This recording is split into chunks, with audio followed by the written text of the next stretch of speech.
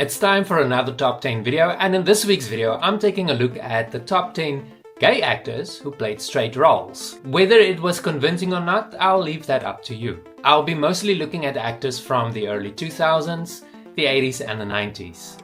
Follow the yellow brick road.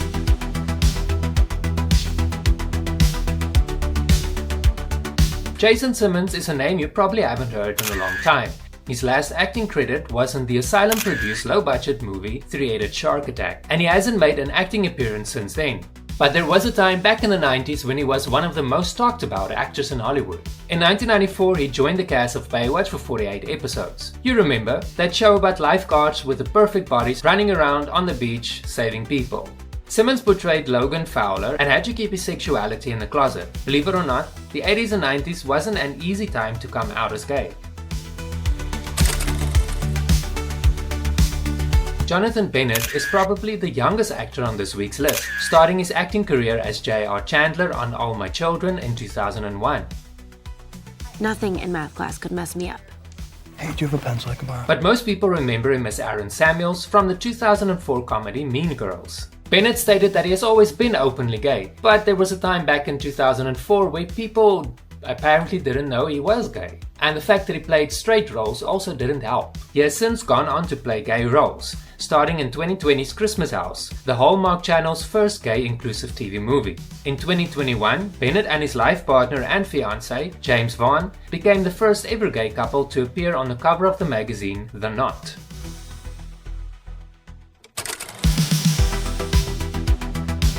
Neil Patrick Harris started his acting career in 1988 as a child actor, rising to stardom as a lead actor in the TV series Doogie Howser MD, which aired for 4 seasons between 1989 and 1993. Now on DVD. Harris really came into his own when he starred in 1997's Starship Troopers, the big-budget action alien flop which was panned by critics but somehow went on to become a cult classic, which I've watched numerous times. For the acting, not the shower scene. He went on to star in some pretty good movies as well, including The Next Best Thing starring Madonna. I simply want to fool a girl into thinking this is my apartment so I can nail her once and never have to see her again.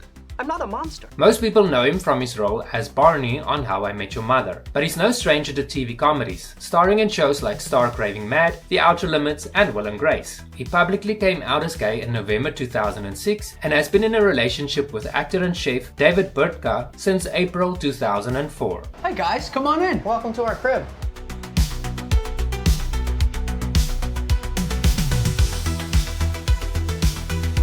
By now, everyone knows singer Ricky Martin is gay, but back in the 90s, he had everyone speculating about his sexuality. Martin made his acting debut in a 1985 episode of The Love Boat and went on to star in various TV shows before making the switch to music. Lo estoy de humor, Pablo. Gabriel, tal vez fue mejor así. Para que funcione un matrimonio, las dos parejas tienen que estar a gusto, ¿no? Tienen que estar seguras de su amor. After leaving the highly successful boy band Menudo, he returned to acting with a main role in the Mexican telenovela Alcanzar una Estrella in 1991, and as series regular on General Hospital between 1994 and 1995. Maybe we should just go up to his house.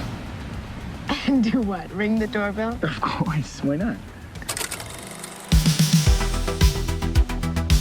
Does the name Victor Garber sound familiar to you? He made his film debut as Jesus Christ in the musical Godspell in 1973 and has won several Emmy Primetime Awards for his role as Jack Bristow on Alias, which aired for 5 seasons between 2001 and 2006. Water, 14 feet above the keel in 10 minutes. He has done voice artist work for movies like Kung Fu Panda 2 and Wish, and has made several appearances on TV shows like DC's Legends of Tomorrow, in which he played a lead role, Tales of the City and Just Like That. He's been actively working in the theater as well, starring in Broadway and off-way Broadway plays for over 2 decades. Just can't, my heart is so full of song. Garber is someone who prefers to keep his personal life private and has largely stayed out of the tabloids for most of his career. In 2012, he publicly stated that he was gay, but that it wasn't a secret and people just didn't really talk about his sexuality. He dated Canadian artist and model Rainer Anderson since 2000 and the two finally got married in 2015.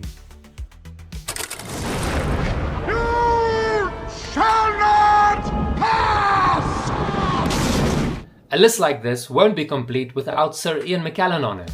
Yeah, the trouble about the stage is that the audience sees the whole body. They are far enough away from it, even in a small theatre, to take it all in. From starring in X-Men, The Lord of the Rings, and The Hobbit, this legendary actor is the epitome of a manly man in my opinion. There's just something about his roles that are both fascinating and frightening at the same time. McKellen made his first professional appearance in 1961 at the Belgrade Theatre in Coventry as Roper in A Man for All Seasons. And his first role on TV was as the title character in BBC's 1966 adaptation of David Copperfield. Everyone who's ever worked with him knew he was gay, as he never really made a secret of it. But he decided to come out publicly as gay in 1988 as defiance of Britain's Section 28, which proposed prohibiting local authorities from promoting homosexuality as a kind of pretended family relationship. I don't approve of this because, A, I don't think sexuality of any sort can be promoted. I don't think you can convert anyone to heterosexuality or to homosexuality.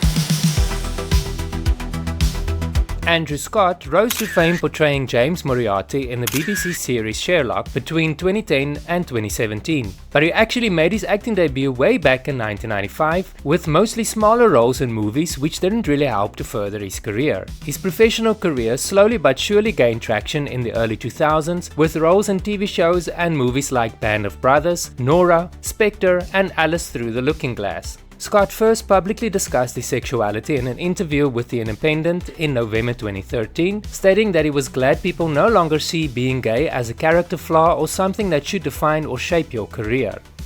I'm gay. As in homosexual? As in that, yeah.